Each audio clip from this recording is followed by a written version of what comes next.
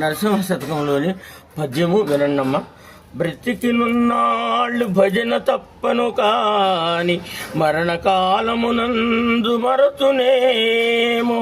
ఆవేళ యమదూతల గ్రహింపున వచ్చి ప్రాణముల్ ప్రకటించి పట్టునప్పుడు కఫవాత పైచముల్ కప్పగా భ్రమచేత కంపముద్భవించి కష్టపడుచు నాజోహతో నిన్ను నారాయణాయంచు పిలుతునో శ్రమ చేత పిలువనో.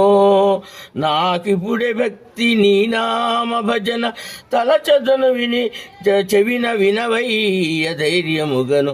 భూషణ వికాస శ్రీధర్మపుర నివాస దుష్ట సంహార నరసింహ దురిత దూర. అమ్మ భావం వినండమ్మా.